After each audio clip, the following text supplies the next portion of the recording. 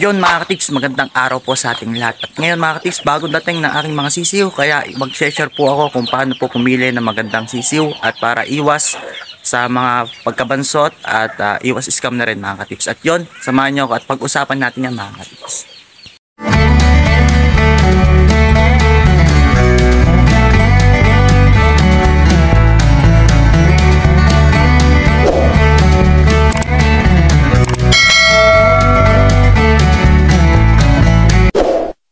Yon mga katips, magandang araw po sa ating lahat. At ngayon mga katips, may bagong dating na naman po tayong 100 heads na chicken broiler mga katips. Ayan, at ang bili po namin sa isa ay 33 pesos ang isa po mga katips. At kagandahan ay maganda ang ating mga sisiw ngayon. Mataba, malalaki din ang paa at bagong pisa mga katips. Kitang kita naman sa tuka na may shell pa mga katips. Kaya ayos na ayos ang ating mga chicken broiler mga katips. Yun nga lang mga katips ay kagabi pala dumating to, kaya tapos ngayon lang na-deliver ng alas 7 mga katips, kaya medyo siyempre exposed na siya sa hangin, kaya kailangan ay ilagay agad sa brooding cage. Kaya ngayon mga katips, nandito na yung ating mga sisiw at yan, at mamaya ituturo ko sa inyo kung paano yung pagpili sa ating mga sisiw para makaiwas tayo sa scam sa mga pangit na sisiw at para hindi kayo malugi mga katips. At yun, sa procedure nga pala na ginagawa ko dito mga katips,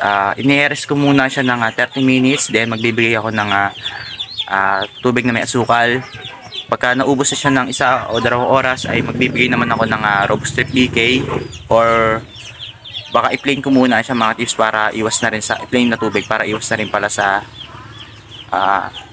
pagtatae mga katips, para hindi manibago. Then magbibigay ako ng Robustrip PK para lumakas naman yung resistensya nila, iwas sa mga virus, yan sakit, para lumakas. At kagandahan naman sa Robustrip PK ay may vitamins na mga katips. At yon, at sunod ay patuka naman natin ay Integra 1000 mga katips. Yun yung ating patuka na chick booster na bili po namin sa isang sako, ay nakakuha kami ng discount, kaya nasa 1.9 ang kuha po namin, kaya malaki-laki na rin yung tipid. At okay na okay. At yun, lahat naman nung aking ituturo sa inyo mga katips na bagong dating na sisiw ay experience natin, kaya abangan nyo yung mga susunod natin mga video mga katips. At yun, bago yan ay papakita ko po muna sa inyo yung ating mga sisiw mga katips. Yun mga katips, na ilagay na po natin sa brooding cage ating mga sisiw na 100 heads mga katips. At may palyo po yan na 5 peraso mga katips. Ayan, mayroon tayong pasobra na 5. Yun po ay libre mga katips. At ito mga katips, maganda kalusugan ng ating mga sisiw mga katips sa pagdala. At masisigla sila. At kitang-kita nyo naman mga nananak po mga katips. At matataba ngayon mga katips. At ito nga pala, maganda, ayos mga katips. At yan, at yun nga, sabi ko sa inyo kanina sa video na nagbigay ako ng tips kung paano pumili ng mga sisiw mga katips. Ayan, ganyan lang mga katips ang pagpili ng mga sisiw. Kailangan, uulitin ko mga katips, hindi dry ang paa, kailangan mataba, makinis. Tingnan nyo yung tindig, kailangan na parang siga sila mga katips, parang army, yan, talagang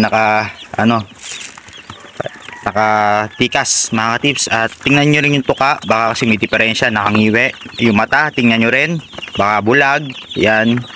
At huwag kayong pipili mga katips ng sisiw na nakatayo na natutulog, pakipit-pikit. Ibig sabihin, nagkakaroon na siya ng sakit na sipon mga katips, o iba pang mga virus. Kaya yon, iwasan po natin yan. Ayun na nga mga katips, may sugat ang isa, may sugat yung isa mga katips, may pula. Yan po ay naipit kanina mga katips sa lagayan ko, kasi may butas-butas yun, hindi ko nalagyan ito mga katips. Kaya yan, ating papupunasan muna no mga katips.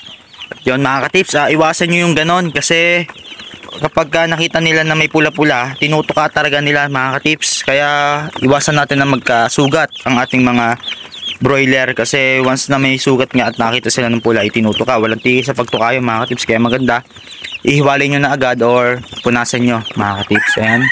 At maya maya mga katips ay bibigyan ko na sila ng tubig na may asukal muna. Ire-rest ko muna sila bago po yun, kasi galing biyahe. Kaya maya maya pag naka 30 minutes na, magbibigay ako ng tubig na may asukal. Ang purpose nga pala ng tubig na may asukal, papatanggal ng stress. Yan, at yun din para kutigis sila sa pag-inom mga katips. Maganda rin siya para inom ng inom sila para hindi sila ma-dehydrate. Next is maya maya magbibigay naman tayo ng Robostrip BK mga katips. Ang alam niyo naman ang Robostrip BK ay all in na siya. Pang antibacterial na at may halong vitamins mga katips. Yun yung lagi kong ginagamit to 1 to 7 days mga katips. Hanggang 14 days obserbahan ko. Then hindi ako nagpapawala noon, kaya sa isang araw isang beses ako nagbibigay kapag nasa 8 days pataas na. Yan po at least para makaiwas tayo sa mga bacteria at mga sakit. Yan. At maya maya din pagkabigay ko ng tubig na may asukal ay magbibigay na rin ako ng Integra 1 or Chick Booster mga tips na Bimeg. Then tuturuan ko sila na tumuka, kaya sa side ko muna ako magbibigay ng mga feeds. Then yung sa ating patukaan na maliit pang chick talaga, doon naman tayo maglalagay mga dalawa. At kasi marami to, kaya dalawa dapat. At sa inuman naman isa lang muna. Kailangan maubos po ang tubig na may asukal ng 4 na oras o 2 oras mas okay. Tapos din magche-change na tayo, plain tubig muna, then change tayo sa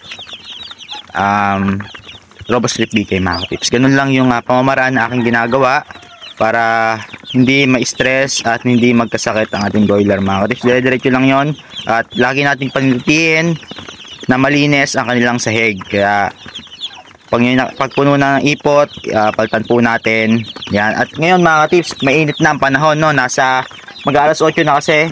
Kaya santing na ang init. Kaya itong 100 watts natin na ilaw mga tips ay babawasan ko yan mamaya. Kasi kita naman natin na hindi naman sila nilalamig. Hiwa-hiwalay naman sila. Ganito po ang sign na hindi po nilalamig ating mga sisiw. Kapag po hiwa-hiwalay na ganito, ang ating mga sisiw ay nasa tamang temperature po ang ating brooding cage. Kaya may chance na hindi po magkasakit ang ating broiler. Kapag po nagsama-sama ang ating mga broiler para nagtutulakan, nagsisiksikan sa isang ilaw, ibig sabihin po kulang po ang inyong heater. Kailangan po tayo magdagdag ng 1 o 3 pa. Kaya lagi po nating obserbahan, lalo na sa gabi at madaling araw. Kapag nangyari po yan, magdagdag po tayo ng ilaw. Kasi pag hindi nyo po ginawa yan, dun po papasok yung sinasabi ko po na pagkabansot ng inyong mga broiler mga katis o mga sisiw. Pag bumansot po yan, humaba ang pakpak kaysa sa katawan, ay chance po na malugi po kayo or matagal po lumaki ang inyong mga sisiw, mga broiler mga tips. At yun nga, aabot na siya ng 45 days o higit pa, ay lugi na po kayo sa patukan ng mga tips. Sa mahal po ng patukan ngayon. At ngayon bibili po ako ng Integra 1000 o Chick Booster sa aking pinagkukunan. Ang kuha ko po sa isang sako ay 1.9 mga tips. Kaya okay lang, malaki yung natipid natin mga tips, no? At yun.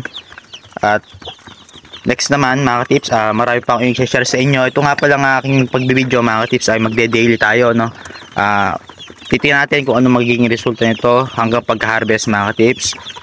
Lahat ng i-share ko dito ay kung ano lang yung mga na-experience ko, kung ano mang mangyayari sa aking mga broiler mga tips. At yun, dire-diretso pa rin tayo sa pagbablog. Yan. At sana nakatulong to yung aking pagbibigay ng tips about sa pagpili ng mga sisiw mga tips. Yan. At ganun lang pagpili sa mga sisiw mga tips. Sa ulitin ko ulit, sa paa kailangan makinis, mataba.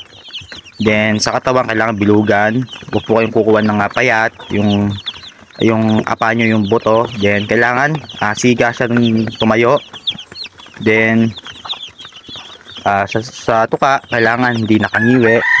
Check nyo rin yung mata, baka bulag. Ayan. At next is kailangan masigla at huwag kayong pipili ng nakatayo na natutulog na sisiw. Ibig sabihin may sakit po yun mga tips. At nakakahawa yun sa ating mga broiler mga tips. At ayun mga tips, napakita ko na po sa inyo yung ating mga sisiw mga tips. At yun, maya maya ay papakita ko naman sa inyo yung pagbibigay ko ng tubig na may asukal kapag naka 30 minutes na siya mga tips, para mawala yung stress at gumanda yung pag-flow nung kanilang sa loob ng katawan mga katips. Ayun ang kagandahan kasi kapag may asukal mga katips, parang nalilinis yung mga bito-bituka nila mga katips at nawawala yung mga stress nila. At alam niyo naman pag may asukal, inom sila ng inom, parang nauuhaw sila lagi mga katips. Kaya mamaya naman ay magbibigay na rin ako ng patuka mga katips. Ngayon pinapainom ko po muna sila at para hindi sila mapwersa kapag tumuka agad mga katips. At yun, papakita ko po muna sa inyo. Yun mga katips, nakapagbigay na po ako ng tubig na may asukal mga katips. Kita nyo naman, ang ginawa ko, mayroon po siyang patungan. Bakit po? Anong purpose po niyan? Para hindi po sila mabasa. Kasi kapag nasa lapag po yan, ay nagbabasa po talaga yan. Kaya makikita nyo, basa-basa yung kanilang mga at kanilang mga katawan. Mas okay din mga katips, maglagay kayo dito ng Jolene o kaya mga bato para hindi sila lumulubog mga katips. Ayun ang purpose po niyan. At yan, kagandahan naman ay okay naman yung ating mga sisiw. Medyo ino-obserbahan ko lang ay parang nilalamig-lamig sila ng kaunti. Pero dadagdagan ko naman ng ilaw ayan mamaya. Obserbahan pa rin namin. Kasi kanina 3 ilaw yung nakita nyo bukas. Ngayon ay 2 lang muna mga katips. Kasi medyo mainit na kasi. Iniiwasan ko masobrahan naman sila sa init. Baka naman po ay mahistroke naman sila kahit alam nyo naman kahit siso pa lang yan ay nahistroke na yan mga katips kasi sobrang taba na nila. Kaya ganon mga katips. Ito may nakita akong tayo nakatutulog mga katips. Yun yung napili ko kanina. Talagang pagkuha ko kasi ng mga sisiw na to mga katips ay pinipili talaga. Check. Hindi po yung isang baksakan na pagkadala sa'yo yun na yun. Kami pinipili pa namin para ma-sure na walang bulag, walang nakangimi na nguso, walang dry na paa, para ayos na walang maging problema sa ating mga broiler. At kagandahan naman sa pinagbibilan natin ay may ganun siyang diskarte. Kaya maganda yung mga sisiw niya mga katips. Ayan. At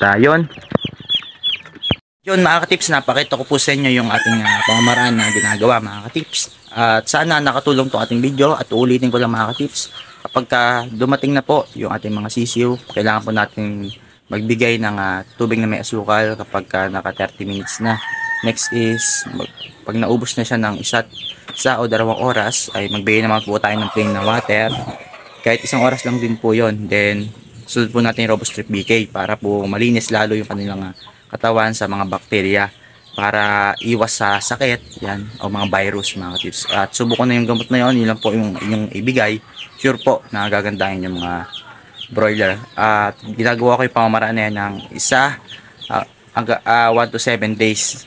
Dire-diretso po yun sa pagbibigay ng RoboStrip BK. Then pagdating po ng 8 hanggang 14, kapag nakita ko na maganda na yung resistensya nila, isang beses na lang po kasi isang araw nagbibigay ng RoboStrip BK. Tapos vitamins na po yun, Vitamin Pro, Texas Powder, yan. At yun ay yung mga susunod kong ibibigay na advice o tips para sa inyo mga tips. At yun, at maraming salamat sa mga sumusuporta pa rin kay J-Tips TV mga tips. At ngayon lang tayo ulit nagka-video at sana suportahan nyo pa rin po ako. At huwag niyo pong kakalimutan mag-subscribe at i-share ang ating mga video mga tips. At huwag kayong mahihiyang magtanong sa ating comment section or may FB page po naman po ako, paki-follow na rin J-Tips TV, yan, mag-comment lang po kayo doon at medyo na-relate lang ako sa re-reply pero yun, lagi naman ako nasagot basta may sense yung ating mga tanong mga tips. At yun, maraming salamat sa mga sumusuporta at lagi kong sinasabi sa inyo mga tips, happy farming po sa ating lahat mga tips. God bless po.